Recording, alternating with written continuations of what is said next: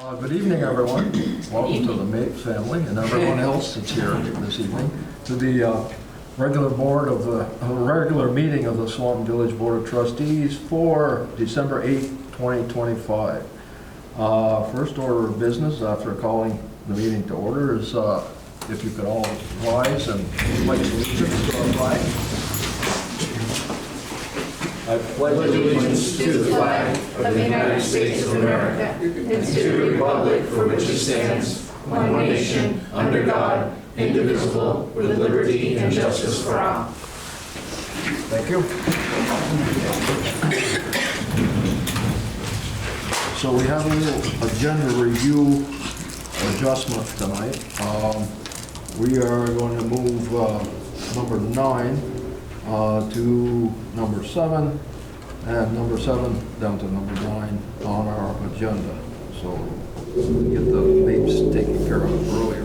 And we have one addition to item number 13 to give somebody the authority to purchase a used police cruiser. Other than that, anything else that I missed? No, sir. If not, okay. So next, public comment. No public comment? No comment, there's other public though. Not yet, anyway. He's usually here all by himself, so he's thankful that you're all here tonight. More the merrier. Okay, next item, approve and accept the minutes from Monday, November 24th, 2025 meeting as presented. So moved. I second. So it's been moved and seconded to accept and approve of the minutes from Monday, November 24th. Any discussion? No, sir. All those in favor signify by saying aye. Aye. No opposition, the motion's carried. Item number 6, approve and accept the village warrants through Thursday, December 4th, 2025. What's your pleasure? I move. And I'll second. So it's been moved and seconded to approve and accept the village warrants through December 4th. Any discussion on those? No, sir. Not tonight. Nothing? Nothing tonight. Okay. You have a question? I have an addition, if it's okay. So at the last trustees meeting, Trustee Paxman had a question related to one of the warrants on October 29th, 2025, an invoice from Aquatic Solutions in the amount of $12,774. This invoice was for the purchase of 2 aerators for our lagoon system. As a reminder, we try to do a couple a year to keep that system active, fresh. Just wanted to add that because you asked in public. Yep. Last meeting. So you're satisfied, Adam? Yes, sir. Okay. Okay, we have a motion and a second. All those in favor of the motion signify by saying aye. Aye. That's approved unanimously again, so the motion's carried. Next item on our agenda is to review and adopt the James H. Mapes resolution for James H. Mapes Day. Did you want to read it? Do you want me to read it? You can start it off. Okay. Village of Swanton, proclamation of the Village Board of Trustees, James H. Mapes Day, December 18th, 2025. Whereas Sonerman 3rd class, James Half Mapes was born on December 18th, 1930 in St. Albans, Vermont. And whereas Mr. Mapes spent his earliest years at 43 Grand Avenue in Swanton Village, the home of his grandparents, and though his family moved for his father's work when he was 3 years old, he returned every Christmas and every summer to that beloved house on Grand Avenue, cementing a lifelong connection to the village. And whereas Mr. Mapes attended St. Lawrence University for 18 months and married Miss Doris Zimmerman, and thereafter answered the call to service by enlisting in the United States Navy. And whereas during the Korean War, Sonerman 3rd class Mapes served with honor aboard the USS Hale DD-642, a destroyer homeported in Key West, Florida, operating with the 6th Fleet in the Mediterranean in support of American diplomacy and international stability. And whereas following his naval service, Mr. Mapes resided in Harrisburg, Pennsylvania, where his parents lived until 1959, when he returned home to 43 Grand Avenue in Swanton Village, reaffirming his ties to this community. And whereas in 1985, Mr. Mapes continued the legacy of dedication to country by retiring as a U.S. Customs Inspector, and in the same year made his home in Swanton Town, where he remains a respected and cherished member of this community.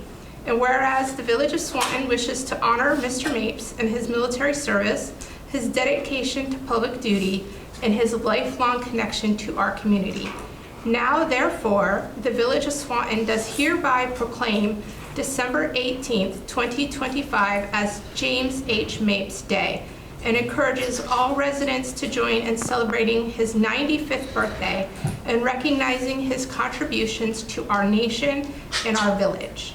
In witness hereof, we extend our heartfelt congratulations and warmest wishes to James A. Mapes on this milestone occasion.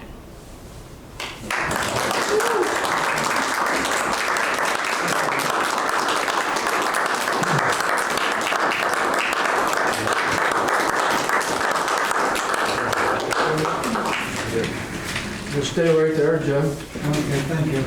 That was very nice. Tell you, honestly, glad to be here tonight, and I'm in the position where I could present you this. Okay. I know most of your family. You and I have worked together over the years, Yeah. and it was a pleasure. It always was. You're always a gentleman, and a little cantankerous at times. But Swanton was a nice town to Yeah. go. still is, but it's missing you, but you're back. That's good. So it gives me great pleasure to present you this plaque, and you'll celebrate your day on the 18th, right? Okay, well, very good. Thank you very much.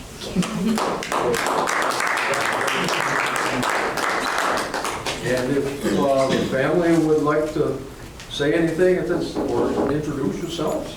I know a few of you, but I'm Scott, the middle son, and I really appreciate this honor. Growing up at 43 Grand Avenue was an incredible future, thanks to my parents. But it's very nice that you've recognized my dad. Thank you.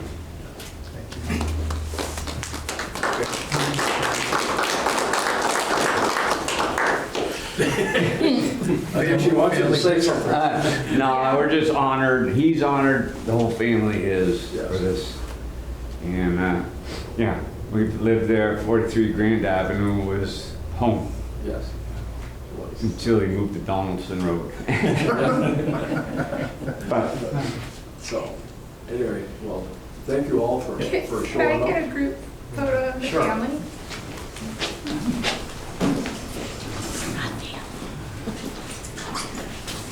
I can run your camera if you want to No, get in there. no, I'm just being left. All right. Okay, perfect, got spot. Wendy. All right. Let's get the other two trustees in there. One second.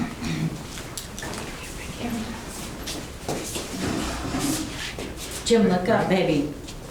smile. All right, here we go. That hurts, yeah. It took about 100. It's got to be good, right? Very good. Thank you very, Yeah. very much. Thank you very much. You're welcome. Thank you. Thank you. Us Navy veterans have to stick together, That's Thank you right. very much. right? Right, Mr. Mapes? Yes. The Navy veterans have to stick together. What were you in? I was in the Navy, USS Shenandoah, destroyer tender. He's at home. Yeah. I don't know, that would be ran into that. Oh, I didn't run into it. Thank you for your service. My dad was also in the Navy. What do you say? USS Boston, 5761. Oh, yeah. Larry Paxton. Yeah, right. Yes, thank you for your service. You got it to a certain extent. Yeah, there's a- Right, stand behind you. Okay. Thank you all. Thank you. Thank you very much. Every night. Sorry. Watch your step out there. You can stay for the rest of the board meeting. Is there anything I can vote no on? Like taxes? 3 months from now. Otherwise.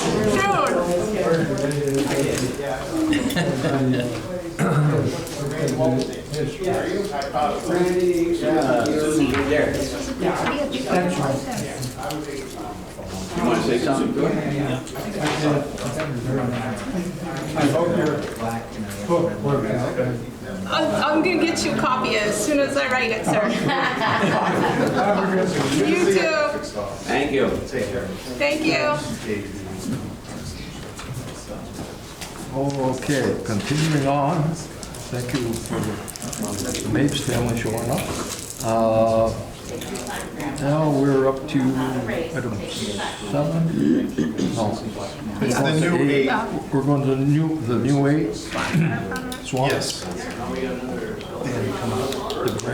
Do we want Dan first? Chiefy Chief. Yep. Apologies. Looking forward to hearing Heidi.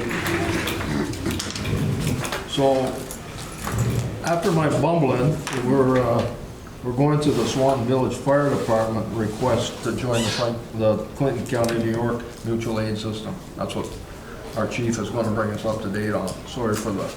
Oh, that's okay. So to give you a little bit of backstory, we were approached by New York, more specifically Rouse's Point and all the departments surrounding the northeast corner of New York. They wanted to know if we wanted to enter into this mutual aid agreement. They have a very robust regional mutual aid system over there, not unlike our own. A lot of that was built around some Canadian departments. They unfortunately lost those departments. Those departments are no longer part of the mutual aid due to some issues they had going on. So to keep their mutual aid intact and keeping the right amount of equipment and the assets coming, they reached out to us. We've worked with them several times in Albert. That's kind of where we come together. They came from New York, we came from our side, and they just wanted to know if we were interested. We are interested. Me and Troy have talked. I think it's going to help bolster the response in West Swanton, because right now, West Swanton, you're getting all of Grand Isle County, but the rest of the mutual aid I'm calling is St. Albans Town, Sheldon, and Highgate, and they're on the wrong side of Swanton to be truly effective in that area. So having additional resources come from that side into Swanton is really going to help out in that area. So we would just like permission to move forward with that. So are you no longer getting any mutual aid from like St. Armand or Noyen? No, or New York lost. Just New they York lost the local. Canadians. Yes. They lost local. They lost some of the Canadian departments. Gotcha. Our mutual aid is all intact. This Yours does not still. affect Brighton County mutual aid at us. We're just adding more people to More coverage Yeah. for Alberg, but then you would go over to sit in Russell Point or Champlain's It's a whatever you need. It's fire one department hand. if they needed a backup. Yeah, it's a one hand washes the other. So again, backup is one because the backfill the stations, but a lot of times we'd be going direct to the scene to assist with fires, which we've kind of already done a couple times now, just to help give them that additional water and resources. So, but yeah, and we would be joining them. They would not be joining us. So they would come and help out Swanton, but they wouldn't be going past Swanton. So it's kind of like we're joining their mutual aid. Okay. So. And you see no issues, no qualms, no nothing? No, a rough estimate right now was anywhere from, it might add 10, 15 calls a year, but that's going to be call dependent. There's going to be times they call us 3 times, and there's going to be times they call us 13 times. But we have the staffing and the capability to handle that call volume, and again, to have them be first on the list, being like, I want Albert, North Hero, Isle Lamont, and Rouse's Point in the West Swanton right off the bat, is we're going to be able to hit things in West Swanton a lot harder and faster than, not that everybody else won't be coming, it's just getting everybody there quick. So this would definitely be good for Swanton. Okay. So they would be just, it would be just Rouse's Point in the mutual aid system with you.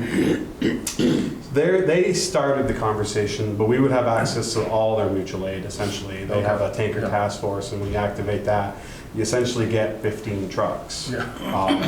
I did it once before by accident, not realizing that that's what I was calling, and they show up in force. The years ago, I don't know if you remember the airplane hangar we had down there. Yeah. I had activated theirs, and they showed up, and we had more water than we knew what to do with.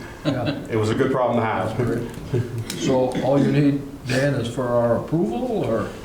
Bill has the thing already written out. Yeah, so the background is, if approved, I would author a letter that would go to that board, that mutual aid board, and they would be all set. So the proposed motion is simply Swanton Village Trustees authorize the Swanton Fire Department to join the Clinton County, New York mutual aid system. So moved. I'll second. Okay, so we have a motion and a second for Swanton Village Fire Department to join the mutual aid system with Russell's Point in Clinton County, New York.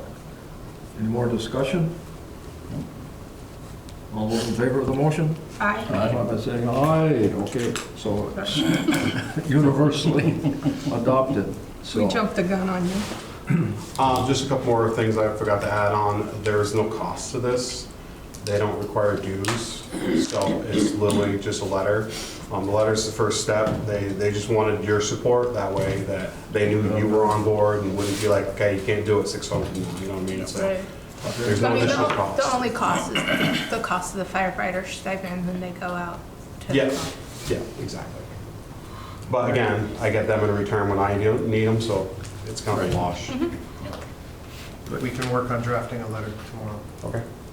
Okay, sounds like a win-win for, At 1 o'clock, and make sure you answer the text that he sent to me. I did, I actually, that's a true story, it's a long day. Did you tell her what I was doing though? Unit 3 work, no, I didn't, but I guess we're airing this out right now. Lynn, do you want to say how bad I look today, and tired? Can I throw that out there too? Yeah, I was in rough shape this afternoon. All set? okay, yeah, thank you, Dan. Thanks, Dan. Stay warm. And Diane, I do have that typed up for you, so. Okay, moving right along. The Number woman 8, of the hour. Swanton Village Grant Specialist update with Heidi Rich-Valente. Hello, hello. Welcome back. Hello again. Thank you for the invite. And I am your grant specialist, but I'm also your project coordinator. So you all have a copy, and Diane's going to pull that up for the viewers. Do we have any viewers? We have no online viewers? Okay. Well, not now, but you might on the Yes. television. Here's your copy. So I thought I would put a little more focus on the project coordination part. And I just did a very brief update on your grants. We closed a few out this year. We were able to build the dry hydrant and Marble Mill stabilization. A few projects that we got accomplished this summer and we're able to close out. Your next slide is a summary of your open grants. I think you're familiar with all of those, so I won't go into them unless you have any questions. And then the third grant is your pending applications. So those I can touch on briefly since they are just in the works. You're all aware that your sewer system will need to have the lagoons dredged in the next few years, and we've been lucky enough to find a funding source through the Army Corps of Engineers. So we are fine-tuning the agreement, and we're very hopeful that that will come through to assist with that project because it's a very large price tag for that one. And there is a Department of Public Service grant we're pursuing for some work at the hydro facility and performing a village hydraulic assessment to determine a preliminary engineering report, which will give you your design so you can move forward with the most urgent projects for your water system in the village. Additional funding for 2 transportation projects and 2 stormwater projects, Grand Avenue and Greenwich. A couple small AOT grants that come up every year, and there's usually only 1 award given, so we don't place a lot of hope on those. and your ongoing Brownsfields funds. And we're hopeful that we'll get a municipal planning grant to develop some necessary documents for the water department. What's the roadside lighting? Is it just like, That's something they offer annually, and if you... this, I know you said you're not hopeful, but I'm just. Not hopeful, but if One we get community it, per year. it's a lighting package, so very helpful for the Public Works Department when they're working at night on a break, or if they need to call extra attention to a road issue at Okay. night. Signage, light bulbs? Yep. Okay. And then this traffic control package, that's like the one you got a few years ago, or last year, or year before? Yes, I think it's similar, only it would be also like cones, and like To go around traffic for when we're- control Yep, devices yep, okay. for closures or one lanes. Barriers, et cetera. Mhm. Okay. Yes. So that is it for your Can- grants. Can we just have a discussion? Probably, we're very fortunate to still be in the discussion on that very large grant for lagoon sludge cleanup. But it comes with a price tag. So as a reminder, we are going to be mandated to do lagoon sludge clean out in about 8 or 9 years at the cost of about $10 million. This grant could provide 90% of that, get $9 million-ish, but it comes with a pretty hefty $1 million match. But it's easy math. $1 million now or in a year or two, likely. This will still take about a year to navigate, is my guess. Just for the Or- design, just to figure out their plan of how they'll dredge it and where they'll dispose of it. It's going to take at least a year. It will probably be stretched over that same period of time, probably 8 or 9 years, that you'll be able to pay incrementally your share. But you will be mandated to do the project one way or the other. So the match is minor compared to what you would have to pay without the grant. We So, qualified for 10% and we're thankful for that. yes.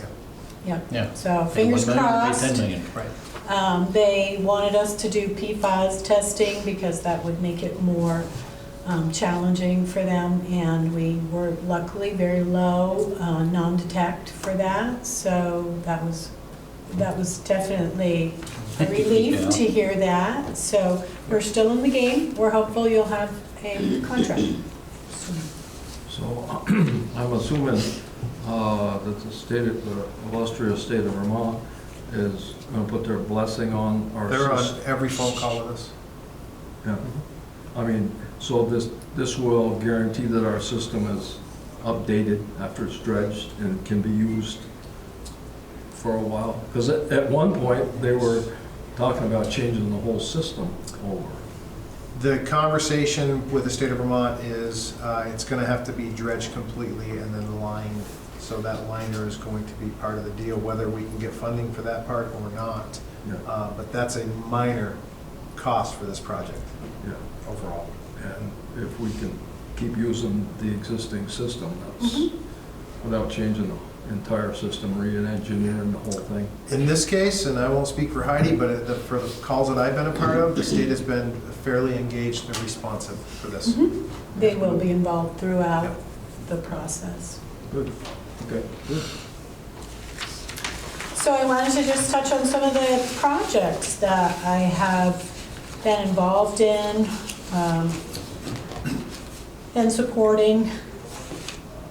So, as you know, safety has been a big topic for the last couple of years, and there were great opportunities for change and improvement, and definitely have jumped on those. So, looking at several different aspects, from policies to manuals, designating safety officers within departments, and being more in tune with tracking schedules, and really putting some focus on upgrading equipment and personal protective equipment. Some of it was prompted by VOSHA intervention, and that was quite an effort to respond to them and hold meetings and be responsive to their concerns. And I think we ended up with a very good relationship with VOSHA, and they were very happy with what was accomplished. Out of that, we had started creating a comprehensive safety policy manual. So we worked with a consultant and came up with some of the larger policies that you would want: lockout, tag out, working over water, confined spaces, job site safety, equipment inspections and facility inspections. And we are still compiling that all into one manual. For each one of those overarching policies, each department would have to say which one of their procedures falls under lockout, tag out, which one is working over water, and there would have to be systems in place for each department. So it's a big wheel to turn, but we're making great progress, and we have quite a bit of it done. And safety trainings, there has been an intense focus on trainings.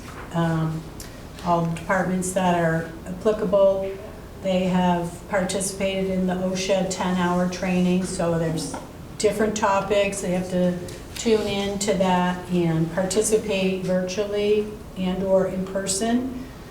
And we have also collaborated with several safety partners and hosted safety trainings in this room, chainsaw safety and CPR, and there are many trainings that are going on here. This is a very popular room because of its size and location, so they are always looking for spots in this area. It makes it easier for staff here to be able to attend. That's right here, so we've been taking advantage of that anytime we can. And we continue to track those hours as a record of your commitment to safety. And they're also, like your Public Works is working on necessary certifications as well as your other departments for operators. And safety equipment, of course, is a big part of that. And we have worked with the Vermont League of Cities and Towns, Passive, who is your insurance company. They offer free inspections. So they have come to the Public Works Department, to the this complex, they're doing all of the departments. And they come in, give us an inspection, and point out things that might be a problem for either a property damage claim or a VOSHA violation. So their interest is keeping you from getting any violations. They come in a proactive manner and say, fix this please. They give us a report, we fix it, we submit a response, which is all good for your insurance standing, and it is putting us in an excellent position if we are inspected by VOSHA, which several towns have been, and there were fines resulting. So having their eyes and ears here is a real benefit to us. So we're taking advantage of that and getting those things taken care of. And Lynn is often working with the grant that they offer so that the equipment, flammable cabinets, sometimes they're no longer functional, they're leaking, they just don't meet the standards, or personal protective equipment, guards on machines, all of those things qualify, and they are a great support because they offer that money to help support those purchases. And the Safety Committee, Bill has been leading a monthly meeting of leadership from each department, And safety is often one of the topics that are covered, and it gives us an opportunity to share information when one department is inspected and there is one thing found. We can fix it throughout the system, throughout the agency, and avoid further issues with it. And it fosters discussion between the departments as well about attitudes and standards and changing things for the better. It's a great thing. Enhancing security is another focus. So we went through it with the hydro plant. There were physical improvements that they wanted to see to secure the site. There were also cyber improvements. These are now expected from all the utilities, and they are to the benefit of each department to have those safety controls in place. So those are things we've been working on, and the state has let us know that that's pretty significant, because sometimes small utilities are a target because they assume that you're sleepy, lazy, not thinking about it. And it has been the case for a few utilities in Vermont. So we're on it, and we're not going to be sleepy. So we're preparing for cyber or physical attacks and any other issues that might arise. And another planning project is capital infrastructure assessments. We performed one for the public works, so they could actually, for water and sewer, their lines, to see what the conditions were on those, identify the most vulnerable spots. And Dean is already working with that to fix some of those sites, and we've also applied for funding to do that preliminary assessment. That was one of our pending grants, is looking at really fine-tuning what needs to be fixed for your water lines. Some of them are just out of date and need to be replaced. So that'll put us in a better spot to understand where we need to invest.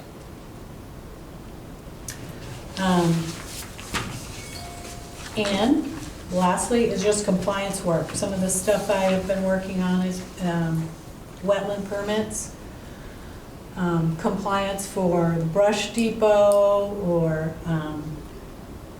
some of the other projects that are going on as well.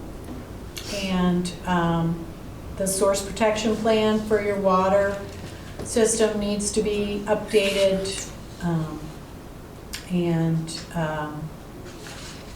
You are all aware we're working on a 3-acre permit for this property and for Jones Court, as well as the annual requirements for municipal roads general permits.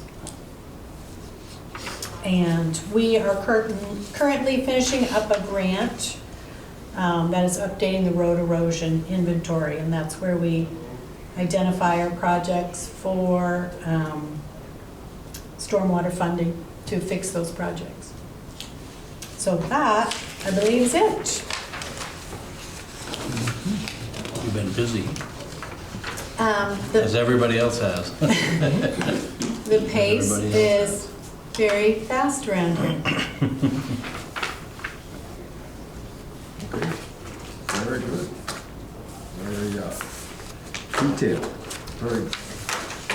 Anybody have any questions for Heidi? Just going back to the safety training, is there a requirement that they have to complete 10 trainings, or do they have completed 10 trainings?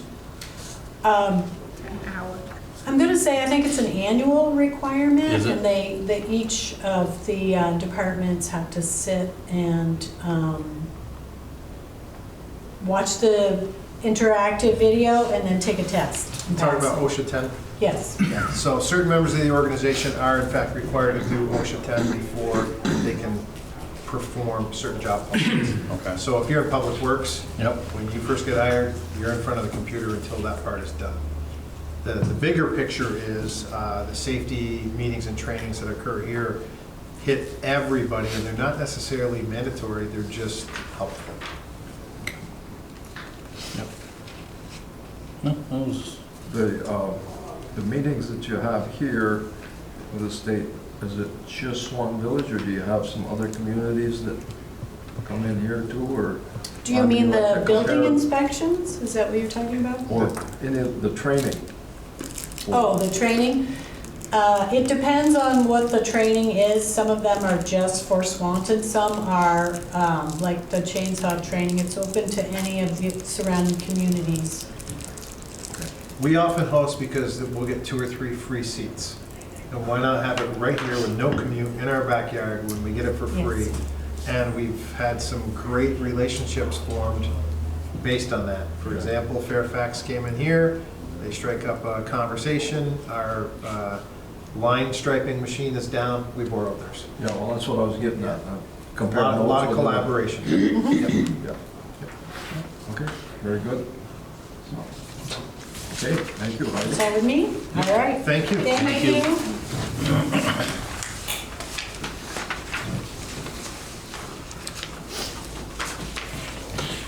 So, next item on the agenda this evening, review and adopt the Village of Swanton Community Recognition Day policy. And I think you had something to do with that, Yeah, Susie? that was the thing we went over last Yes. meeting where we talked about the eligibility, and adding in the administration department, because I left them out. And other than that, I think everything else, and having the age at 95,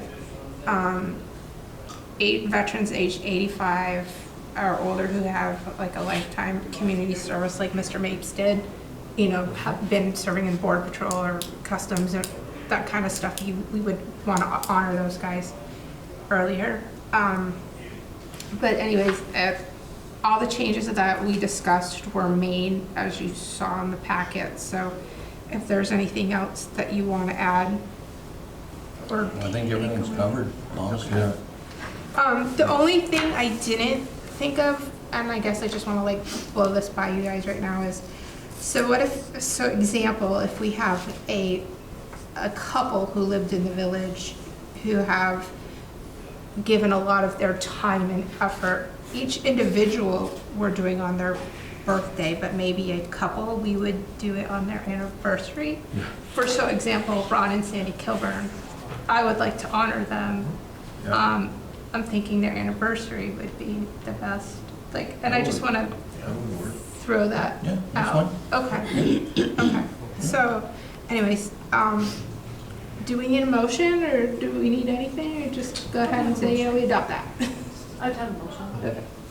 Yeah, I'll move that we, where are we here? I will move that we adopt the Village of Swanton Community Recognition Day policy to include couples on their anniversary.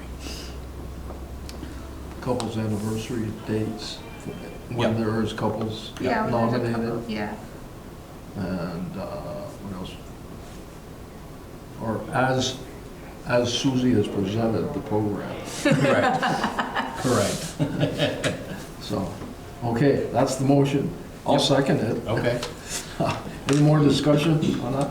No, sir. Okay, all those in favor of the motion to have our Swanton Community Recognition Day, signify by saying aye. Aye. Okay, done deal. Thank you. So,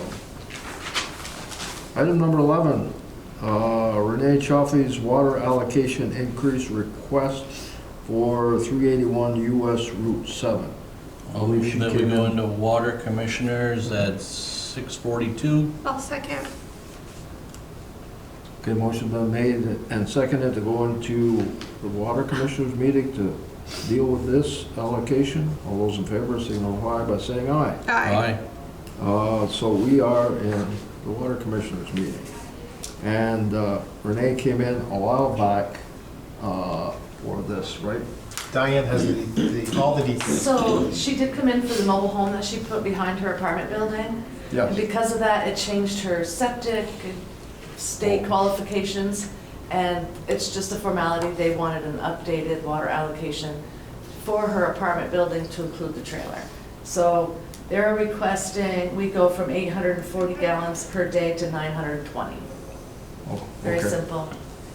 So it's a little change from the original. It's just something the state needs for their paperwork. I'll move we approve the Renee Chaffee request for water allocation increase for our 381 US Route 7 from 840 to 920 gallons per day. I'll second. Okay, the motions have been made and seconded to approve Renee Chaffee's request for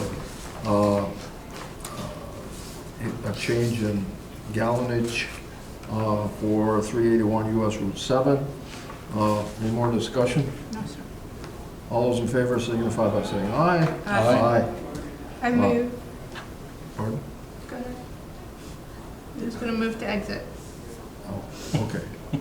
I was just going to say that the motion has been adopted. You jumped in first. I jumped.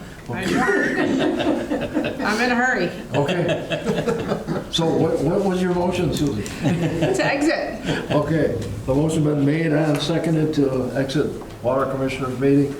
All those in favor signify by saying aye. Aye. Aye. Okay, we're back in our regular meeting. Item number 12, the AMI project update. I assume that's Mr. Sheets. It's a collaboration, but yeah, we're at over 1,200 water meters and 3,600 electric meters. We have about another full week for 2 teams.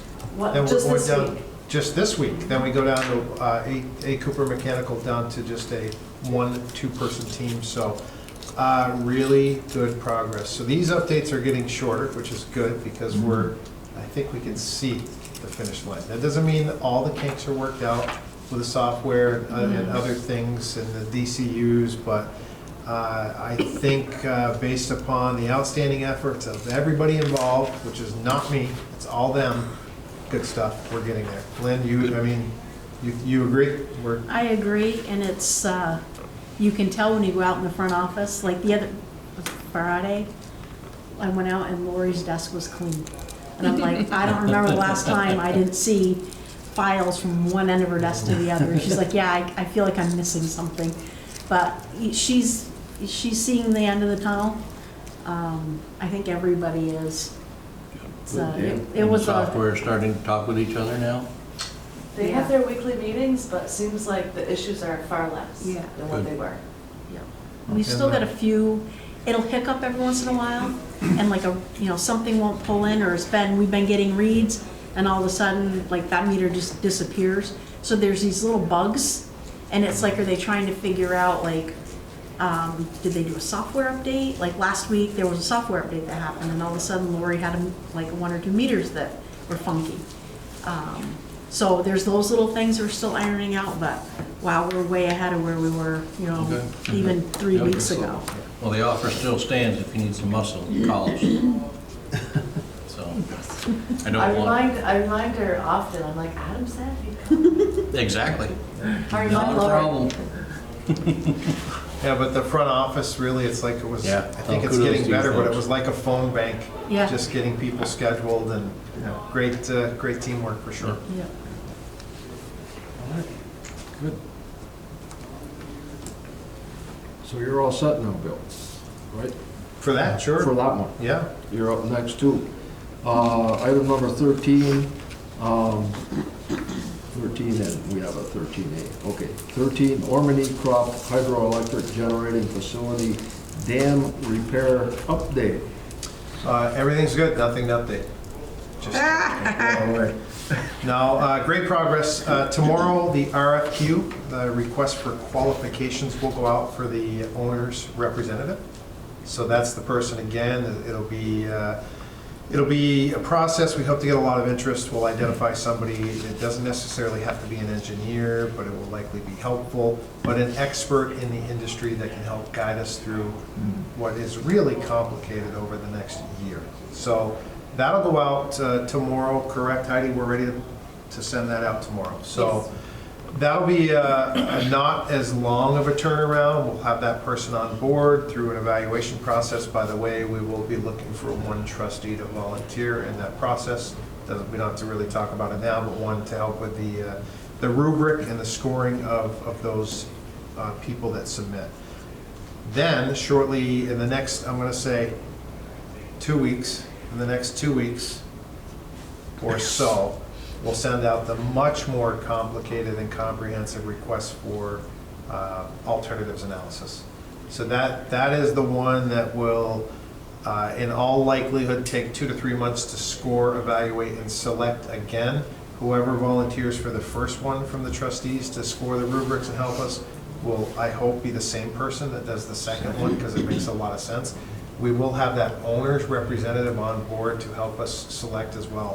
Then from the selection, we both think, we being Heidi and I and Dan, think that a 9-month turnaround is quick, but the selected person will have 9 months to give us exactly, weaving through a whole bunch of things with FERC and with A&R and internal questions. We hope that in about 12 months, somebody is going to be sitting at that table in front of you, giving you, here's what happens if you do nothing, here's what happens if you do some of the alternatives or all of the alternatives, and here's the value of your facility if you want to sell it. Okay. I'm not advocating for that, but in fairness to the process, that's part of what you Covering all should bases. understand the valuation, Yeah. and if there's even a market for an aging hydroelectric facility. The other update, I was going to save it, but since it ties in, I got a call from 7 Days today, 7 Days reporter, that wanted to have a fairly lengthy conversation, and this is the first one in what I think is going to be many, which is why I'm bringing it up. Wanted to know and understand where we are in the overall process for FERC relicensing Water Quality 401 with the state of Vermont, and how the lower Swanton Dam ties into that conversation. It does. Simple answer. Correct, with the exception of all of the filings by the 10 people who have filed motions to intervene, some of which specifically mention the lower Swanton Dam. To include, as he astutely pointed out, that there's probably going to be some requirements for studies of fish passage or removal of the dam and what that looks like. So there's no action that has to be taken. It's simply just understand again that you also may all be contacted for a quote. Mine was a very high level, not in the weeds, cursory conversation that may or may not make print, but it will be a bigger story. He reminded me that 12 years ago, Mark Davis, a reporter for 7 Days then, did a comprehensive story on the dam when it was a hot button issue, the lower Swanton Dam. And it's been 12 years, so they wanted to revisit it. So that's the status of that. I'd just like to know when they're going to determine whether a fish is more important than the quality of life for a resident that's paying taxes. Because fish aren't paying taxes. Just saying. Yeah. On the record. Oh yeah. Camera's right there. Camera's right there. Yes. So that's it for hydro, but I would anticipate that we're going to hear more. At the end of the day, the conversation is this, and how I answered it. I'm like, I don't know. The Village of Swanton really looks forward to the day when A&R tells us how they're connected. Yeah. Because the ball is in their court. Yep. So they have a year to respond and to ask for additional, whatever it is and whatever it looks like. But that was my answer. Is we're looking forward to understanding that ourselves. Yeah. That's it for that. And the 13A was to give somebody the authority, assuming it's built, to purchase a used police cruiser. And I'm sure you're going to enlighten us on that. Yeah, the background and discussion is we really have tried to get away from the expense of buying brand new cruisers, and candidly our track record with the last couple of brand new ones has not been good. So it's $80,000 and up for a brand new brand new off the lot. With fit up, it could be as much as $90,000 for a cruiser now. So from time to time, Donnie Gilbert, and there is a need, especially based on the fact that it looks fairly promising. I'll let Matt, Chief Sullivan fill you in next time. We got a couple of recruits in the hopper. We have some other additional interests for both part-time and full-time, and we are lacking cruisers. The easiest way to do that is to buy a used cruiser. We have in capital savings for the police, we have $70,000. We just need some standing authority so that when a good deal happens, so we use Chicago Motors, and from time to time, like here's one, it's gone now, but here's just an example. Total cost and fit up is $45,000 for a reasonably used, like 50,000 mile, that range. So if we had a standing motion that just said something like the Swanton Village Trustees authorize the use of up to $70,000 in capital savings from the police department to purchase and fully upfit a used police cruiser. That would afford us the ability to do it if it happened next week or in March of next year. We have the money in there. Well, I mean, I don't think this one's here anymore, and they do their due diligence. And we just got to find the right one. But at least when you find it, they're there for one day.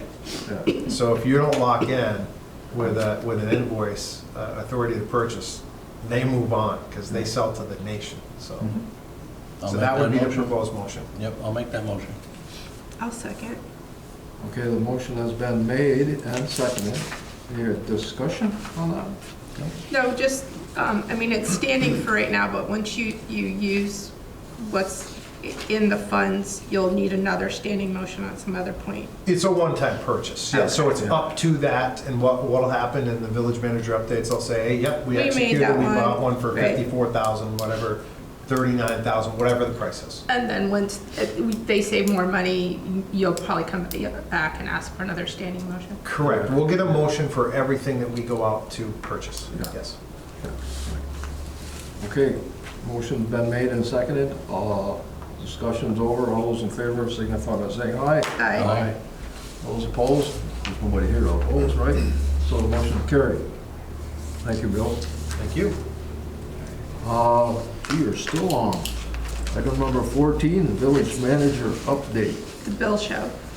Yeah, so the electric department, again, some call-outs here and there. They had a broken pole accident over the weekend on Bushy Road across from Mother Hubbard's. The difficulty there was, it's always something. We couldn't track down a contact person or a number for the owner of the Church of Latter-day Saints. That's right there across the road. The problem is, pole gets snapped. We could restore that, restore power. Underground secondary to the church couldn't restore because we couldn't get anybody inside to verify that there was no damage inside the breaker box. So it took 48 hours or more to track somebody down. Yeah. Really? Yeah, it's essentially kind of out of business, I think, is safe to say, and the building's vacant, so we finally got somebody there from New Hampshire today, after calling, I think, the national headquarters. So hopefully nothing froze, but, and they're busy, same thing, when they're not out and about, they're heavily involved with AMI, or at least were up to this point, so when conditions allow, they'll get back to the more day-to-day business of the electric department. One side note, and I really don't have any details, but you heard me talk about this. This room this week is being used by CISA, so it's a cybersecurity arm of Department of Homeland Security. So they're in, and they were doing remote penetration testing. They work in partnership with the FBI. So they concentrate on security assessments for enterprises. So for us, electric, water, wastewater. And they are in day one of on-site testing. Last week was remote testing. And they'll present us a report on either Thursday afternoon or Friday on how we did. I'll just say this, what an opportunity to improve.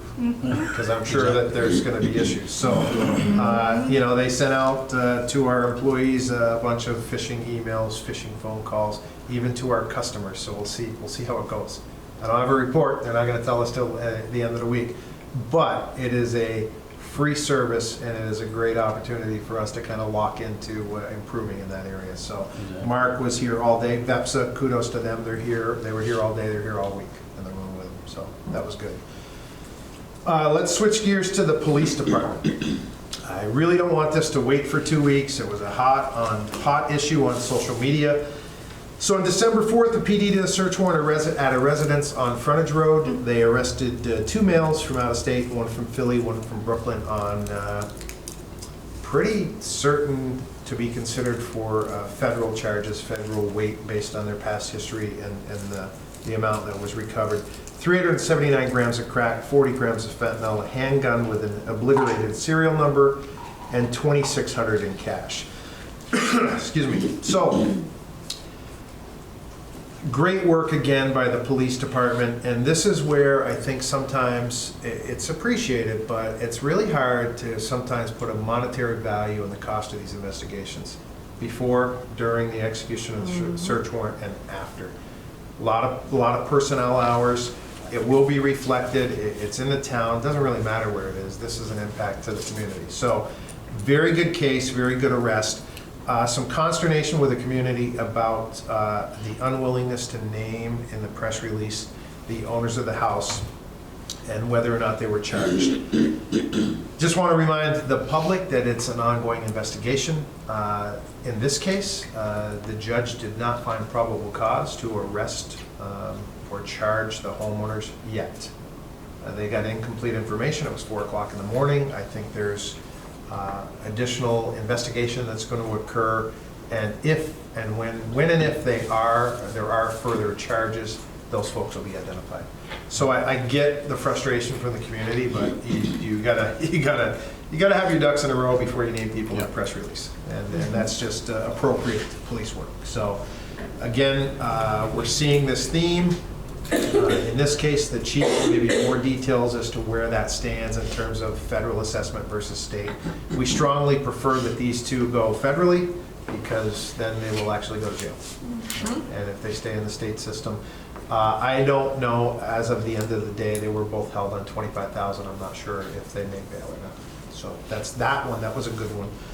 And then publicly, we want to start acknowledging, because there's a lot of rumors out there, and we'll get a press release out, but following a lengthy investigation to include several cases where an employee working at the smoke shop on Merchants Row sold cannabis to a member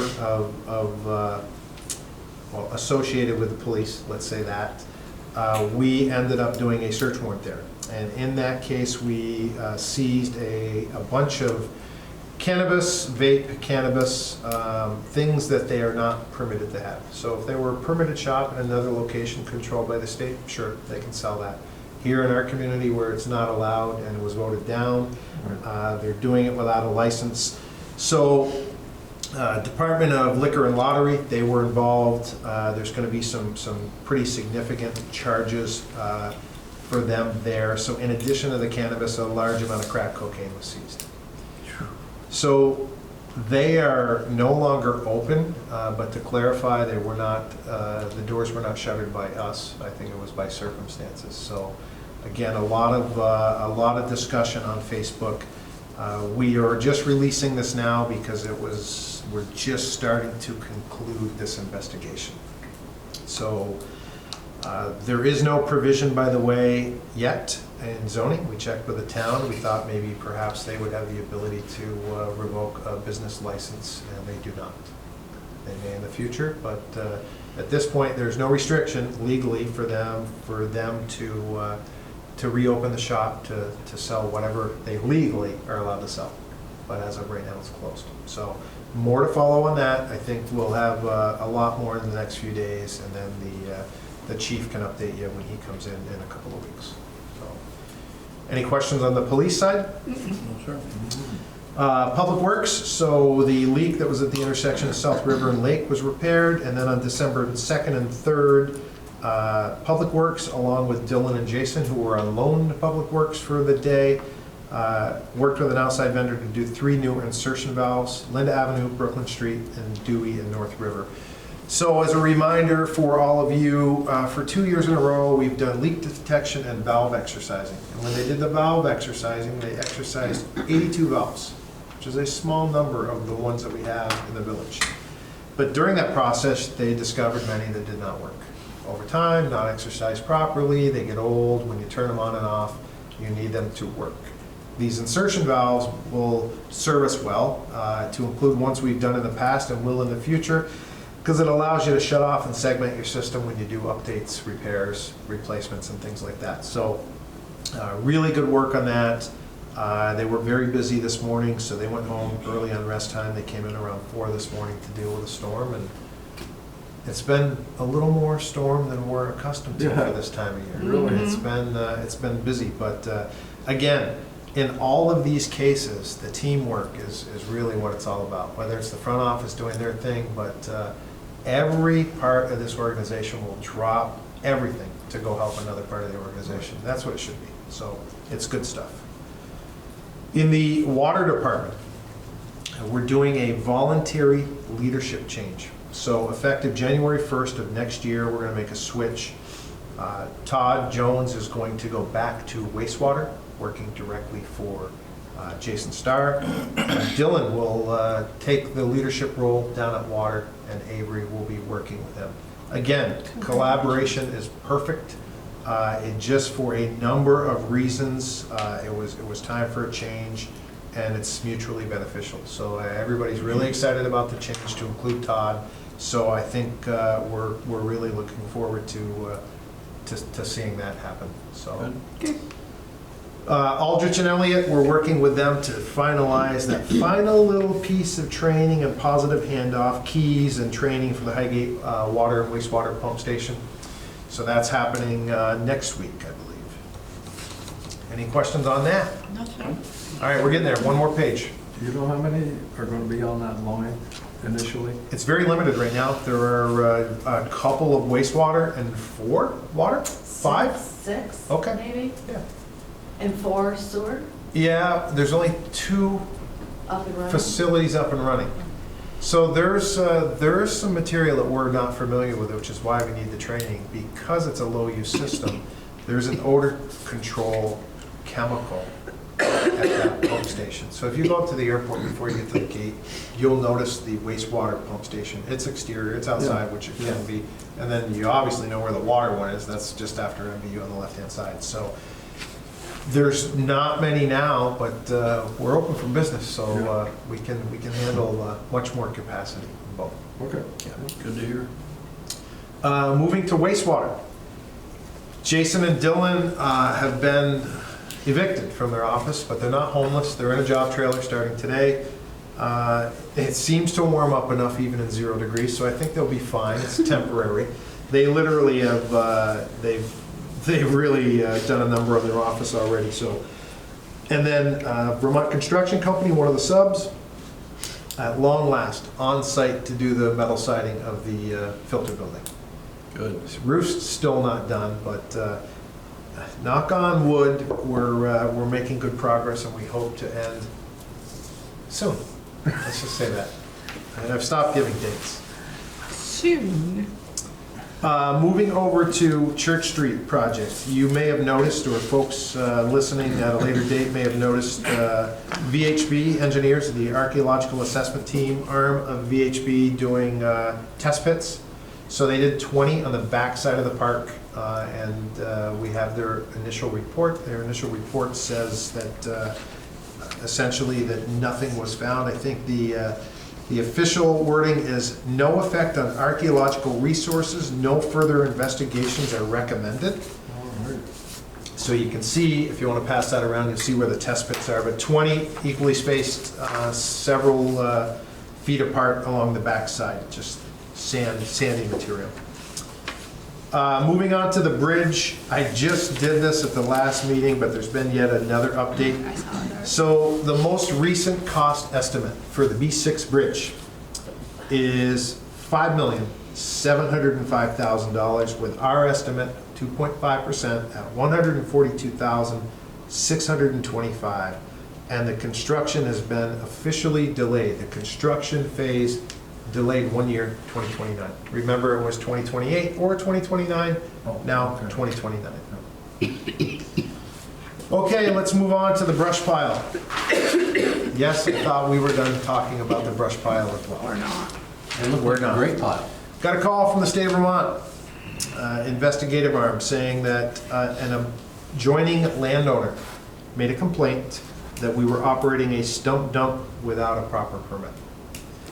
And This is Route 7, no? Yeah. Or correct, Route 7. The one that we did encroach in the wetlands, we were aware, we shut the gate the day after, we've never opened it since. So as part of that wetlands mitigation, that engineer was required to send notices to abutting landowners.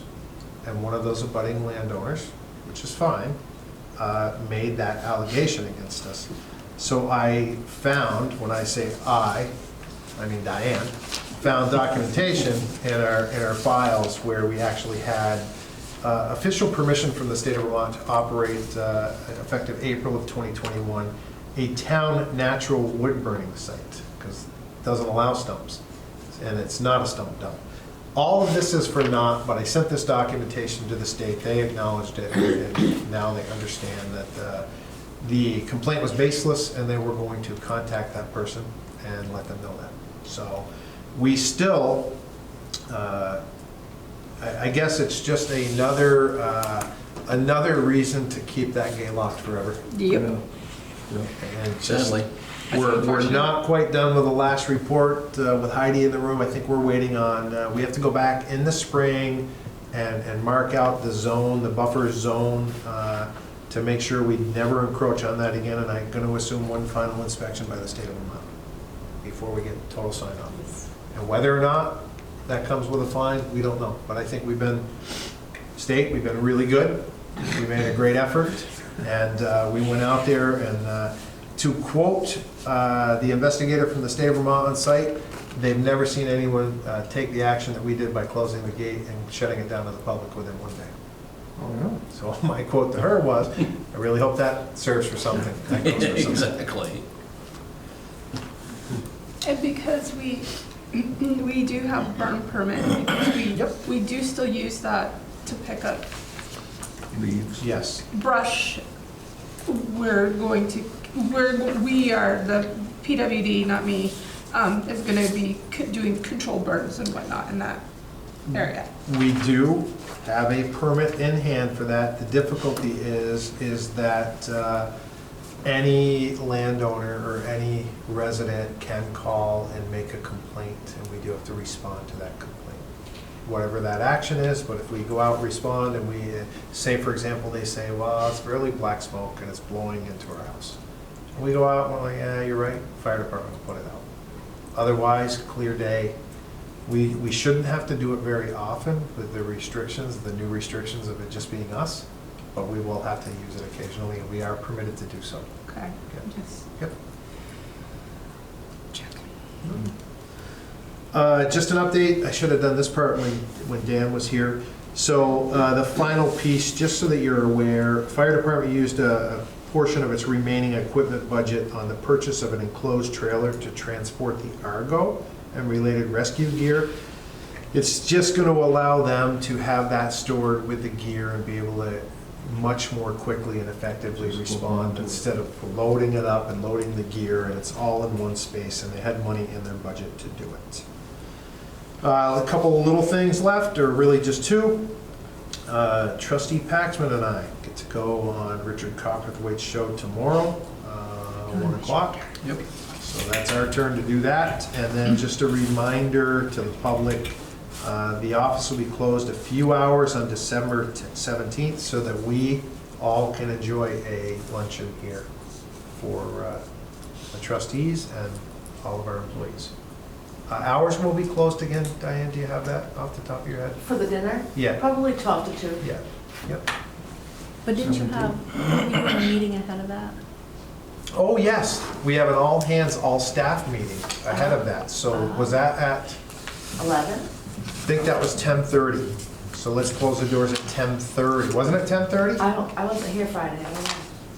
I'll look that up tomorrow, but we'll be closed at either 10:30 or 11 to 2. Okay. Yeah. Okay. And that's all I have. Just one question. Yeah. Can you repeat the bridge numbers? Yes.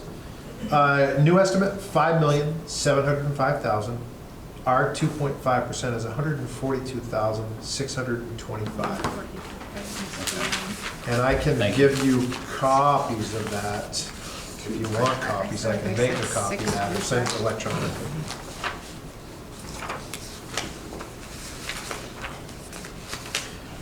Yeah, that's it. Okay. Item number 15, any other necessary business with the accent on necessary? No, sir. Okay, I just have a quickie. I met on the 4th with Earl and Nicole for Promote Swanton, and there's some things that we discussed, a budget, things that we, the village, historically paid for that we might not be paying for in the future. I don't have all the details firmed up because they need to bring it before their board first, but I just wanted to let you know that Okay. ongoing discussions around money and whatnot. Earl and So, Nicole. Nicole. Okay. Good enough. So nobody else has anything? Heidi's had hers. Okay. Executive session? For personnel, we do. Yep, we do. All right, I move that we find that we enter into executive session for the trustees to receive confidential personnel information for which the premature disclosure of it to the general public would clearly place the trustees and others at a substantial disadvantage. Seconded. Okay, the motion's been made and seconded to go into executive session for personnel. All those in favor of the motion signify by saying aye. Aye. Those opposed, no. So we are in executive session.